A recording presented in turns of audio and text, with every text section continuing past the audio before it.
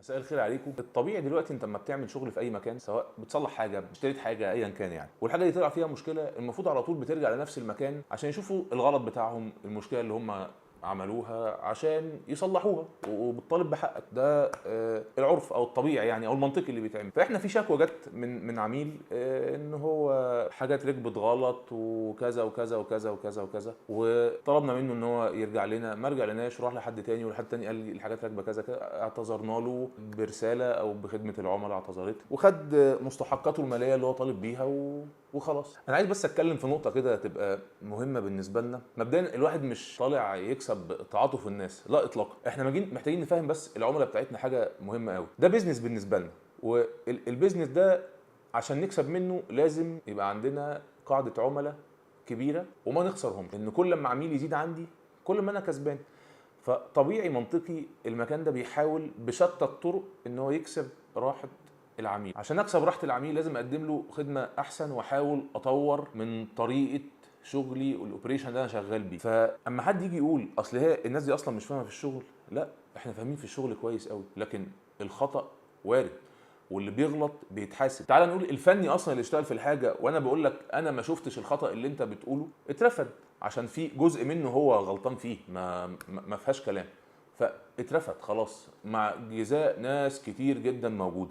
لان اللي بيغلط ما ينفعش يتعدى له الغلط، وبنتعامل مع المخطئ بحزم شديد جدا جدا جدا. لان زي ما بقول لكم احنا عايزين نكسب العملاء كلها، احنا مش عايزين نخسر حد. لكن مثلا ممكن تلاقي عميل لا قافش، او اللي يريحه ان صاحب المكان نفسه يكلمه ويعتذر له.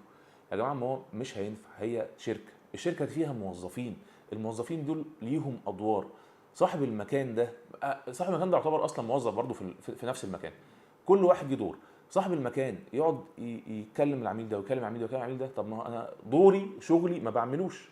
حد تاني في التروس اخطأ وبقت مشكله بالنسبه للعميل، العميل بيتراضى بالطريقه اللي تريحه، واللي اخطا ده كده كده داخليا لازم يتحاسب، ما بتعديش. لكن ان هو لازم صاحب المكان يكلمني يعتذر لي وانا اعتبرها كعميل اهانه ان صاحب المكان ما رضيش يكلمني، لا. طب ما هو البني ادم اللي بيتعامل معاك ده، سواء في خدمه العملاء او خلافه، بياخد رسالتك بيوصلها للاداره، الاداره بتاخد فيها اجراء وحقك بيرجع لك، نعتذر. لكن انت طالب مكالمه تليفونيه من صاحب المكان ان هو يتاسف لك، غريب الموضوع ليه؟ ما بروحش انا مثلا توكيل عربيه بصلح حاجه يحصل فيها مشكله، هتقولي صاحب المكان يكلمني يتاسف لي؟ هي ولا اهانه ولا اي حاجه، بس هي في ادوار كل واحد بيعملها وخلاص، كل واحد بيعمل دور. لكن هي اعتقد هي ممكن تبقى اهانه بالنسبه للموظف اللي انت مش حاطه في حساباتك، وبمعنى اصح لا تعتد بيه. طب ما هو بياخد رسالتك وبيوصلها للاداره. فدي نقطة مهمة جدا. النقطة التانية بقى، الناس في الكومنتات أنا مش عارف هما بيجيبوا المعلومات دي منين، ولا هما بيكتبوا هبد. يا جماعة ما تزعلوش مني، بس أنا شايف المواضيع هبد في هبد. يقول لك اللي قالي قالي وشبع من بعد جوع والله كلام غريب. ربنا يهديكم، ده اللي هقوله لكم، ربنا يهديكم. أنا محتاج أفهمكم حاجة كويس قوي بالنسبة للبلد اللي احنا عايشين فيها دي. مبدئيا فئة الصنايعية، سواء بقى في موتوسيكلات، في عربيات، في سباك، كهربائي، نقاش، ايا كان، عايز حد يقول لي على اسم صنايعي في اي مجال ملتزم، ملتزم بمواعيده، ملتزم بجودة شغله، ملتزم بالكلمة اللي بيقولها، ملتزم. حط تحت الالتزام بقى كل اللي انت عايز تحطه. ملتزم فين انت الصنايعي اللي بيجي يشتغل اصلا في المكان هنا، انت بادئ معاه من الصفر، انت بتحط له سيستم. والله العظيم والله العظيم انت بتروضه، انت بتحاول تروضه على اللي هو كان عايشه غلط. ما هو مش متعود على النظام، ما يعرفش يعني ايه نظام. ما تزعلوش مني يا جماعه، انا اسف في الكلام اقول، بس انا مش بزوق دبش يعني، انا اسف. هو مش متعود على النظام. لازم تيجي في ميعاد وتحترم ميعاد حضورك، لازم تحترم ميعاد انصرافك. مفيش حاجه اسمها اصل هي الشغلانه ممكن اقعد نص ساعه كمان اخلصها، لا. ميعاد حضورك ميعاد حضور. الشغلانه استلمتها هتخلص في ساعتين، يبقى تخلص في ساعتين. اجازاتك تحترمها. ما ينفعش اصحى الصبح كده مكسل اجي الشغل ما انا مش جاي. ها الصناعيه كده، ما ينفعش اقفل تليفوني وانا مش جاي النهارده، مش وقت كدبان. انا يعني ايه يعني؟ هات لي صنايعي. كل الصناعيه اللي اتعاملت معاهم وما زلت بتعامل معاهم حتى خارج حدود المكان لاصلاحات خارجيه، نفس الوضع. مفيش بني ادم ملتزم بكلمته نهائي.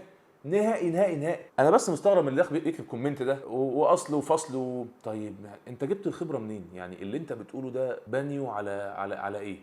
بانيو حضرتك كنت مشغل مكان قبل كده وفي صناعيه شغاله عندك، في موظفين شغالين عندك، انت بتتعامل معاهم وبتحاول تروضهم تعلمهم يعني ايه كلمه نظام ويحترموها، وان اساس النجاح والتطور هو النظام ومش اي حاجه تانية.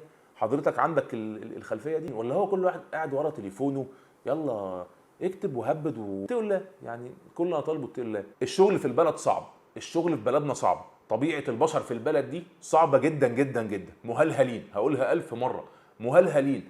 انت بتحاول تروض البني ادم اللي بيجي يشتغل او الموظف اللي بيجي يشتغل، تروضه. هو لا، هو مش عاجبه اصلا، هو مش على كيفه يا عم، مش على كيفه النظام، مش جاي مع النظام ده خالص، مش بكيفه، لا. هو الدنيا ماشيه بالحب وانا متعود على الحب وبالحب واليوم بيومه.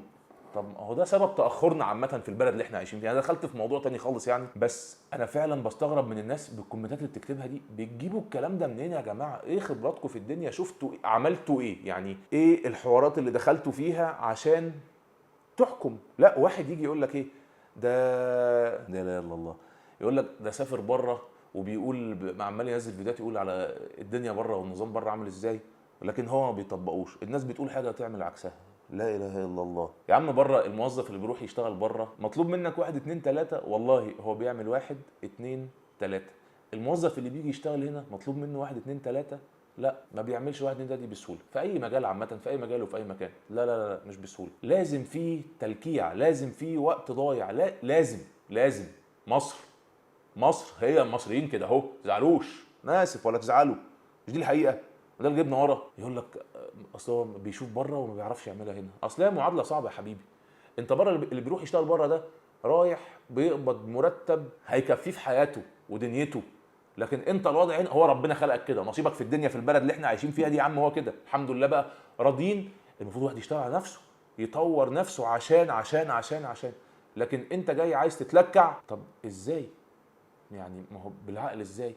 ده بالاضافه ان المرتبات اللي الناس بتاخدها، ما هو يا جماعه كلنا عارفين الدنيا دايره ازاي يعني يا جماعه، كلنا عارفين. لكن انت كشعب، الشعب المصري والله، او كفرد في البلد دي، انت عايز تاخد احسن خدمه واحسن جوده واحسن معامله واحسن كل حاجه وتدفع اقل حاجه. ده كلنا عايزين نعمله. ويا سلام، ده احنا جامدين قوي في الفصال. ده الفصال ده موهبه، ما ينفعش ما افاصلش يعني، ولازم افاصل يا جماعه، ما ينفعش والله. بره يا جماعه الفصال حتى في كلمتين تك تك تك تك، بعيدا عن المقارنه بين بره وبين هنا. ارجع تاني واقول احنا بنحاول على قد ما نقدر نكسب العملاء بتاعتنا وما نزعلش حد مننا وما نغلطش. اللي بيغلط، الخطا وارد في الدنيا كلها. انت توكيل، ده بي ام، توكيلات بي ام، يكون صانع موتوسيكل، توكيل بي ام دبليو صانع موتوسيكل، والموتوسيكل يبقى فيه ريكول نازل من الشركه بعد بحوثات وتجارب وفتره طويله، سنين بيعملوا في الموديل يعني في الموتوسيكل ده، وبعد ما يطلعوه يطلع ده فيه مشكله موجوده، يلا ريكول، رجع كل حاجه تاني ونصلحها. مش ده بيحصل في موتوسيكلات كتير جدا، في عربيات كتير جدا، كان في اوبل من فتره، مش ده بيحصل؟